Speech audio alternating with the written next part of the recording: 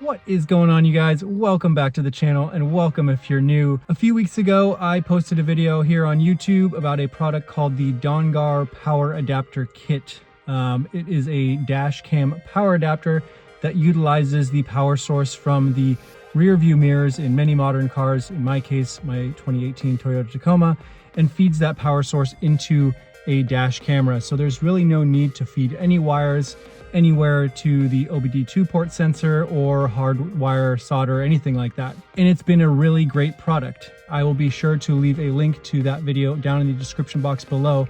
But if you did catch that video, you will remember that my one caveat to how great the product was the fact that I didn't have parking mode. For those who don't know kind of dash camera terminology, parking mode basically means that although the camera is running during the time that you're driving around town, obviously it's on, so you make sure that you don't get any accidents or anything like that. But once I get home, get out of the car, lock the car, the camera has no more power. And recently I had the opportunity to work with Dongar Technologies once again, and they reached out to me and said, "Hey Nick, we have something called the Dongar Pro. This is a module that does exactly what I was hoping it would. It gives us the ability to run a parking mode or sentry mode with these dash cameras with still no wires being spliced whatsoever." So what I'm going to do today is I'm going to show you all exactly how I have it set up today from the last video. Again, go ahead and check that out. And I'm going to then today swap over the existing module from Dongar to the Dongar Pro and show you the different features that the Dongar Pro provides. A lot of rambling. Let's get into the video.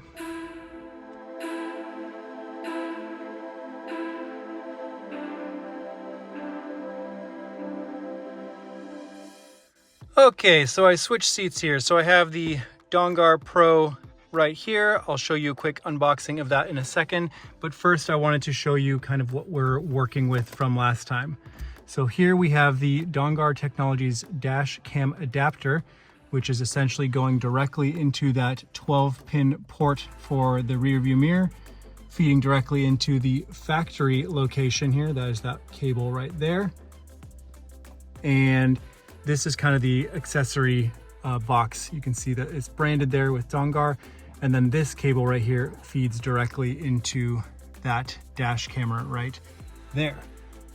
In my specific case, it is the 1080p Garmin Dashcam Mini 2 with 128 gigabyte SD card. But the setup has worked really great. I'm really happy with how it works. I've definitely saved a few clips here and there. But today I'm excited to install this Dongar Pro module and show you guys what it's all about. So for the sake of this video, I just wanted to open this up right here. I'll probably have some additional clips kind of scattered throughout this video, but essentially what we're working with is a few things. This is the Dongar Pro. This is the module itself. And you'll notice that there's 3 settings: timed, infinite, which is continuous, and ignition. So you can actually default this to the same setting I have now, where it'll actually turn off during ignition, or have it to the center for continuous, or for timed, which according to Dongar is essentially going to give you about 4 hours of runtime after you turn off the vehicle, which to me, unless I'm sleeping at night, there's really rarely times where I leave the vehicle for more than 4 hours a day, even for work where, you might be going out to grab a bite to eat. So that's the main power adapter. It does have a 3M adhesive backing. I'm assuming it's going to be kind of in the same place that I have the existing module. So we'll just have to see how that looks from a compatibility standpoint. And then obviously in true Dongar fashion, we have their power adapter. So there's a 12-pin adapter, on this side. This is going to feed directly into the power supply, and then that'll go into the back of the rear view. So this is kind of the bread and butter, as it were, in this kit. But this is the brains. And then similar to the first video, we're going to have lots of different little harnesses that are going to help us power whatever camera you're using. whether that be a Garmin or any other type of camera that's on the market. These should fit the bill. I'll also link to both the products that I got the first time and this Dongar Pro down in the description box below. Although there's no real instruction guide in this box, I can only assume that these are the hardwire kits if you do want to make them a little bit cleaner. If I kind of find out what these are before I post this video, then I'll make sure that there's a description for what they are down below. But I'm hoping that all I'm really working with is these cables, this module, and this harness, given that I already have this set up right here. So first things first, if you've already installed the Dongar harness the first time and you're looking to upgrade to the Pro, this is kind of the steps you'll be wanting to take. So what I'm going to do is remove this 3M backing from kind of where I had it pre-installed the first time. Thankfully it's been kind of warm out, so I'm hoping that this comes off fairly easily. I'll be very lucky if I can get it off on camera with one hand, but this is probably the area that I'm going to install the next module to as well. So right there, boom, done, super clean, no residue left over. The next thing I'm just going to want to do is, since this battery is, or the camera rather, is not powered on, I'm just going to disconnect that right here. And then I will be disconnecting it from the camera as well. So one thing to note, the original Dongar uses an USB type A, whereas the Dongar Pro uses USB-C. So in the kit, as I mentioned, there is going to be a, in this case, mini USB to USB-C adapter. And I will no longer be needing this one right here.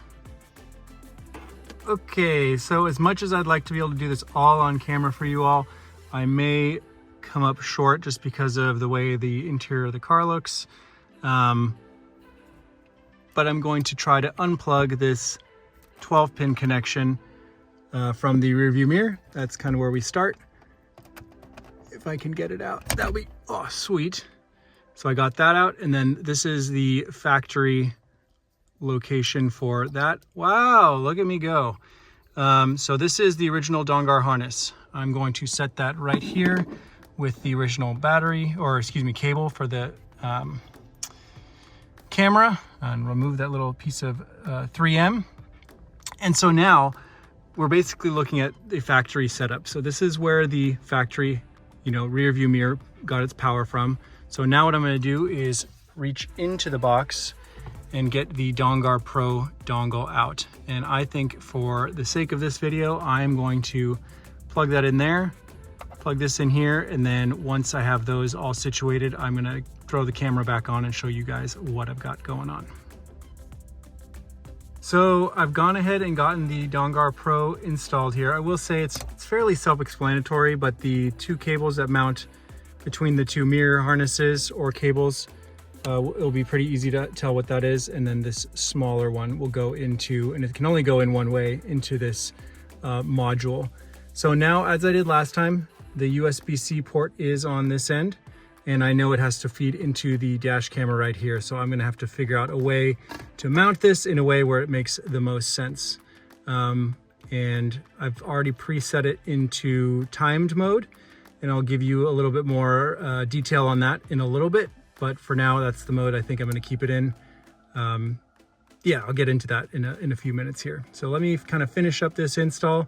Hopefully things start to turn on, and we'll be well on our way.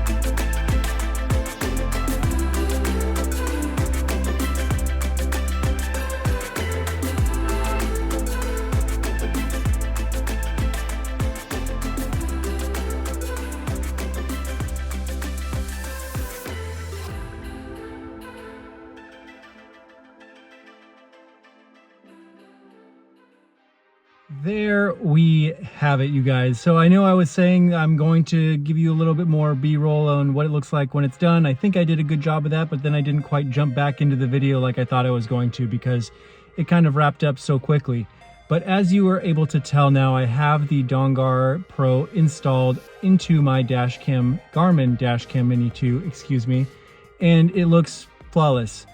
Had a little bit of a hard time getting the 3M off the actual Dongar Pro module, but totally something that was manageable, and you know, not going to fault them for that at all. On the product side, I mentioned that I was going to leave the module in timed mode, and there's a few caveats, and I'll explain why I've chosen to go that route. Because although the main kind of claim to fame of this product is now, hey, you can run your dash camera 24/7. But that is if you drive your car every day, keep that battery topped off. All three of these modes have low voltage cutoffs at 10.5 volts.